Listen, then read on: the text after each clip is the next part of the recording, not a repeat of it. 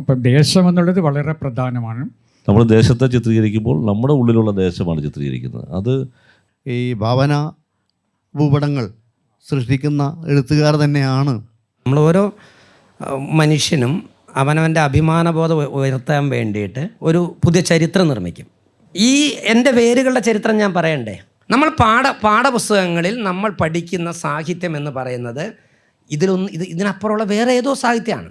ഈ ഒരു സാഹിത്യമാണ് മഹത്വമെന്നും ഞാൻ സംസാരിക്കുന്ന ഭാഷ എന്തോ പ്രശ്നമാണെന്നും അതാണ് ഞാൻ പറഞ്ഞത് വിദ്യാഭ്യാസത്തിൻ്റെ പ്രശ്നമെന്ന് ഞാൻ പറയുന്നത്. ഇതാണ് ദേശം എന്നുള്ള സങ്കല്പം ഒത്തിരി ചർച്ച ചെയ്യുന്നതുകൊണ്ട് മലയാള സാഹിത്യത്തിന് സംഭവിച്ച പ്രശ്നം. ഇപ്പം എനിക്കൊരു സംശയം തോന്നുന്നുണ്ട്, ദേശം നമുക്ക് ആവശ്യമാണോ എന്നുള്ളത്. ഈ പ്രമേയം സ്വതന്ത്രവും ഈ വസ്തുതകൾ ഭാവനാത്മകമാവുകയും എന്നാൽ കഥ യഥാർത്ഥ ചരിത്രവുമായി കലർത്തുകയോ സമാന്തരമായോ ബദലായോ അവതരിപ്പിക്കപ്പെടുന്ന ഒരു ചരിത്രം ഈ ദേശസംസ്കാരത്തോടൊപ്പം ശ്രീ ഹരീഷ് അവതരിപ്പിച്ചിട്ടുണ്ട് ആഗസ്റ്റ് 17. അതിൽ നിന്ന് വ്യത്യസ്തമായിട്ട് നേരത്തെ ഒടുവിൽ സംസാരിച്ച് നിർത്തിയ ലോക ആന്തരമായ ഒരു മാനുഷികത മുൻനിർത്തിയിട്ടാണ് പട്ടുനൂൽ പുഴു എന്ന് പറയുന്ന നോവൽ വരുന്നത്. അത് ദേശവും ആ തരത്തിലുള്ള അവതരണമല്ല, വ്യക്തി സത്തയെ തേടിയിട്ടുള്ള ഒരു അന്വേഷണമാണ്. അപ്പോൾ ഈ സമാന്തര ബദൽ ചരിത്രം രൂപപ്പെടുത്തിയ ഒരു പശ്ചാത്തലം, ചരിത്രത്തെ എങ്ങനെ വേണമെങ്കിലും ഫിക്ഷനിൽ ഉപയോഗിക്കാവുന്നതാണ് എൻ്റെ നിലപാട്. ലോക സാഹിത്യത്തിൽ ഒരുപാട് പേര് അങ്ങനെ ഉപയോഗിച്ചിട്ടുണ്ട്, നമുക്ക് നോക്കിയാൽ അറിയാം. അല്ലാതെ ചരിത്രത്തോട് നീതി പുലർത്തണം എന്നൊരു പ്രശ്നം ഉദിക്കുന്നില്ല. അത് നമ്മളിവിടെ പലരും പറയാറുണ്ട്, ഫിക്ഷനിൽ ഉപയോഗിക്കാം. അപ്പം നമ്മളിവിടെ പലരും പറയാറുണ്ട്, നമ്മളൊരു നോവൽ എഴുതി അല്ലെങ്കിൽ കഥ എഴുതി ചരിത്രത്തോട് നീതി പുലർത്തിയോ എന്നൊക്കെ ചോദ്യങ്ങൾ ചോദിക്കാറുണ്ട്. അതിൻ്റെ യാതൊരു ആവശ്യവുമില്ല. കാരണം നമ്മൾ ചരിത്രം അല്ലെങ്കിൽ രാഷ്ട്രീയം ഇതൊക്കെ നമുക്ക് ഫിക്ഷൻ ഉപയോഗിക്കാവുന്ന ഒരു മെറ്റീരിയലാണ്.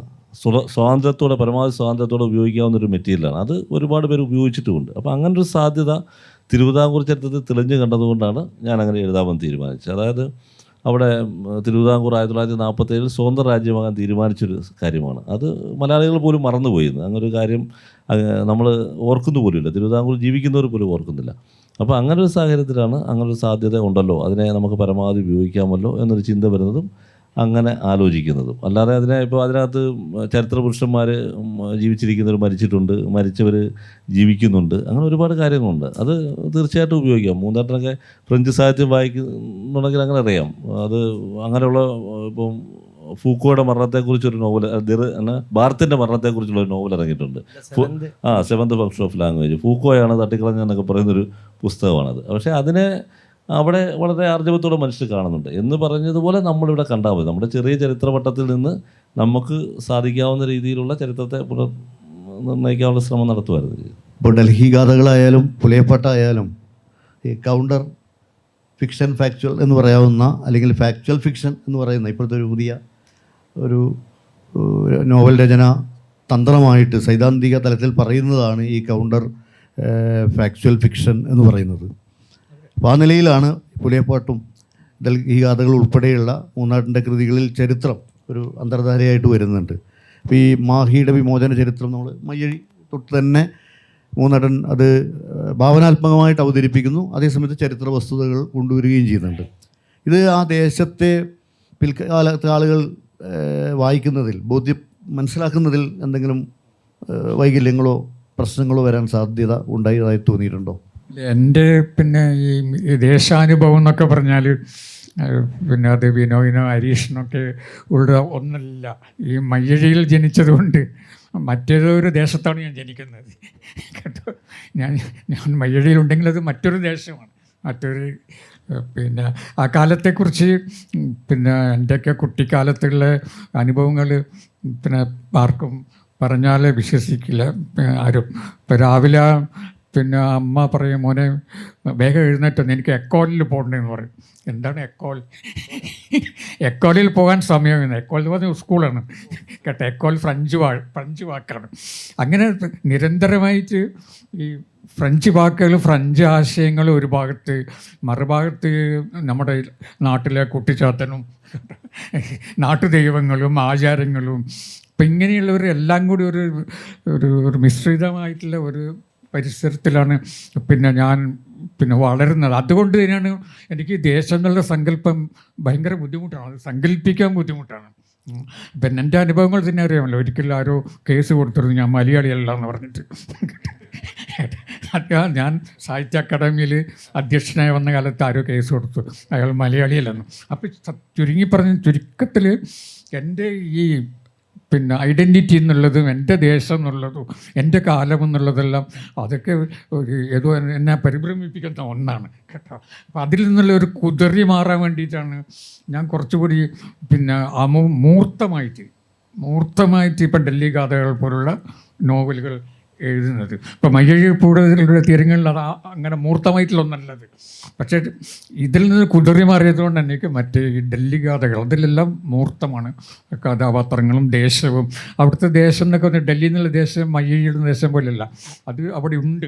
അത് ആരെയും പരിഭ്രമിപ്പിക്കുന്നില്ല, അത് ഭാവനയല്ല. അതുകൊണ്ട് അങ്ങനെയുള്ളൊരു പരിസരത്തിലാണ് ഞാൻ പിന്നെ എഴുതുന്നത്.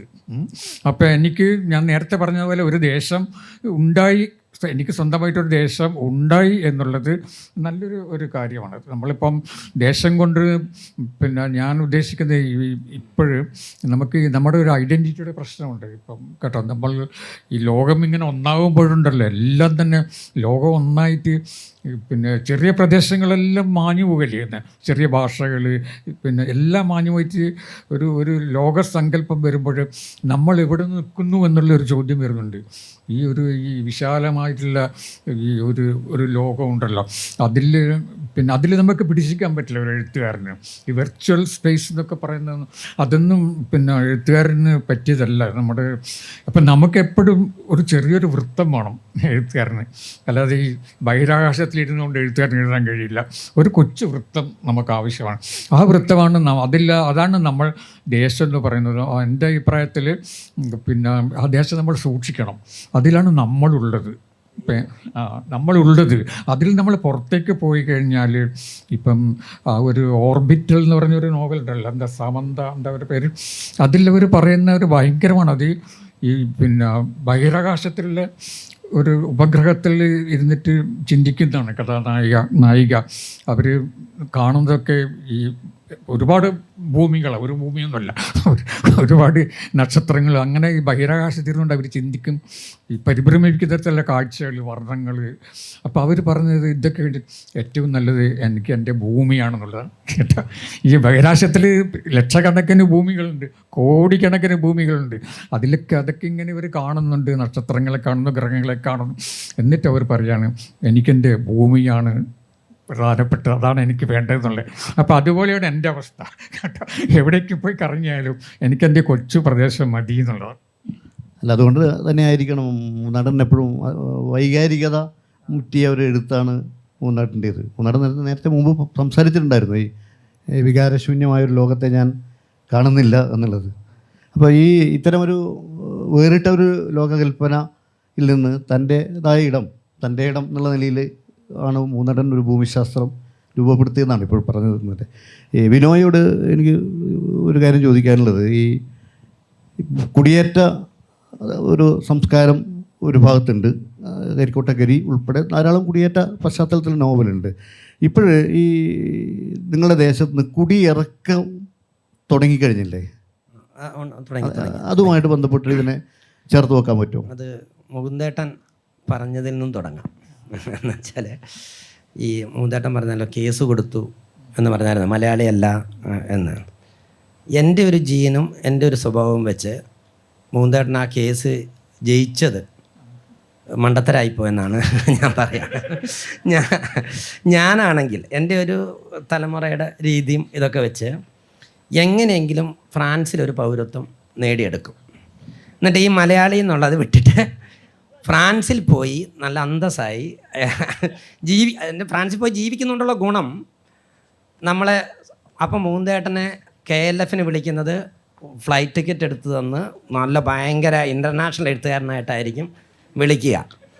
ഇപ്പം മൂന്തേട്ടൻ എന്നാന്ന് ചോദിച്ചാൽ ഞങ്ങളൊക്കെ ഒരേ മുറിയിലാണ്, ഏകദേശം ഒരു മുറി ഷെയർ ചെയ്യാൻ പറ്റുമെങ്കിൽ ചിലപ്പോൾ നമ്മളെ ഈ ഒരു കാഴ്ചപ്പാട് ആർക്കുണ്ട്? നമ്മുടെ സമൂഹത്തിനുണ്ട്. എന്ന് പറഞ്ഞാൽ നമ്മളെവിടെയും രക്ഷപ്പെടണം. രക്ഷപ്പെടുക എന്ന് പറഞ്ഞാൽ അത് നമ്മുടെ എൻ്റെയൊക്കെ ഒരു സമൂഹത്തിൻ്റെ ഒരു രീതിയാണ്.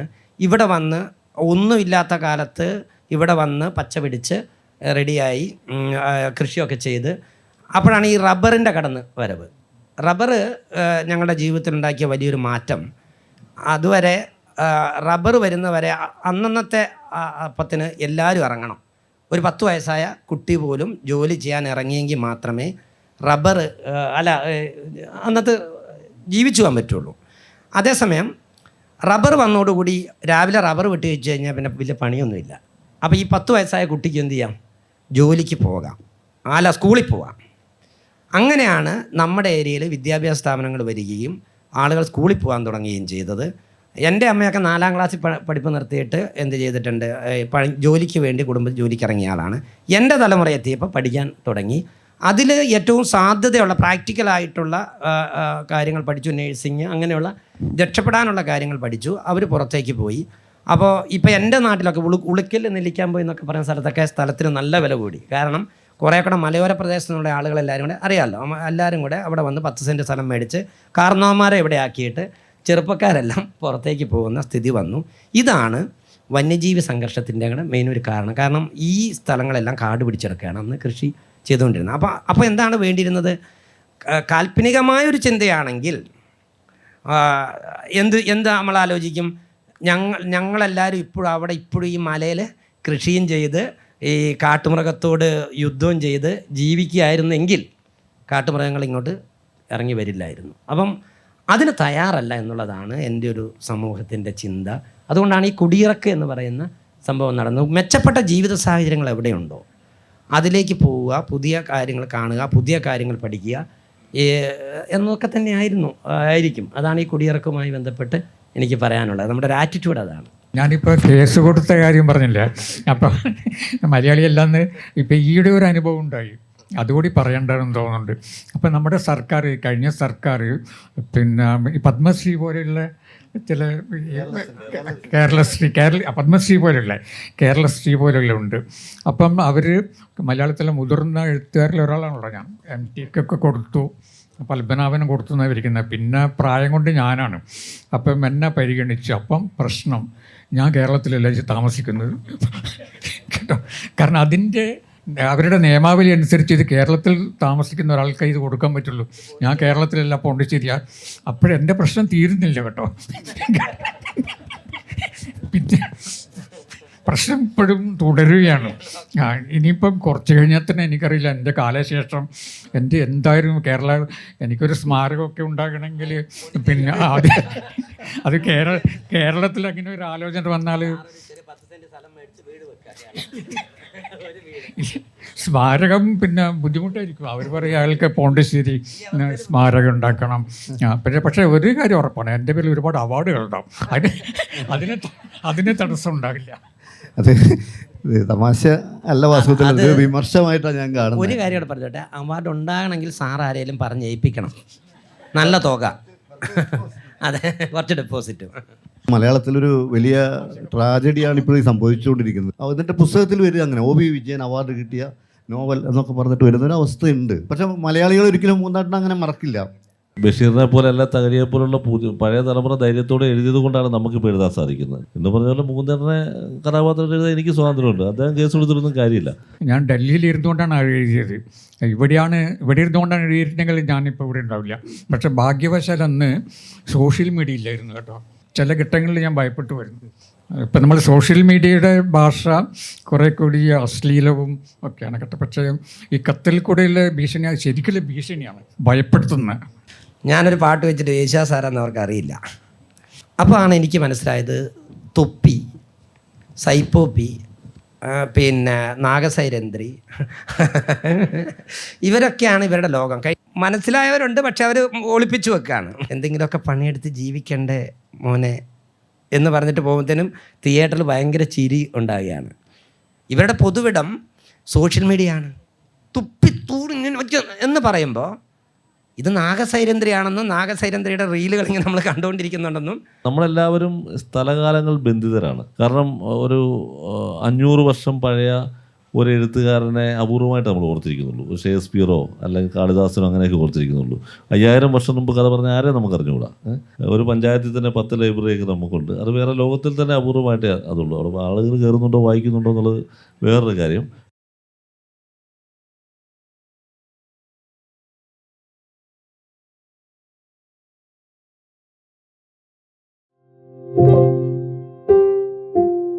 Thank you.